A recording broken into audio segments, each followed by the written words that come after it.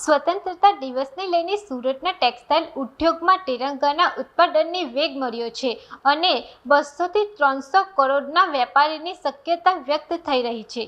15મી ઓગસ્ટને લઈ સુરતના ટેક્સટાઇલ ઉદ્યોગમાં તિરંગાના ઉત્પાદનને વેગ મળ્યો છે। હર ઘર તિરંગા અભિયાનને પગલે પશ્ચિમ બંગાળ, છત્તીસગઢ, ઉત્તરાખંડ અને મહારાષ્ટ્ર સહિતના રાજ્યોમાંથી સુરતને મોટા ઓર્ડર મળ્યા છે।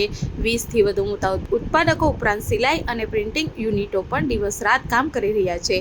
બજારમાં 20 બાય 30 ઇંચના તિરંગાની સૌથી વધુ માંગ જોવા મળી રહી છે। ઉત્પાદકો દ્વારા કાપડની ગુણવત્તા, પ્રિન્ટિંગ, રંગો અને સીવણની ખાસ ચકાસણી કરવામાં આવી રહી છે। વેપારીઓના અંદાજ મુજબ તિરંગાના ઉત્પાદન અને સંબંધિત વ્યવસાયથી ₹200 થી 300 કરોડ કે તેથી વધુના વેપારની શક્યતા છે। વધેલા ઓર્ડરને કારણે કારીગરો અને સિલાઈ કામદારોને પણ વધારાનો રોજગાર મળ્યો છે।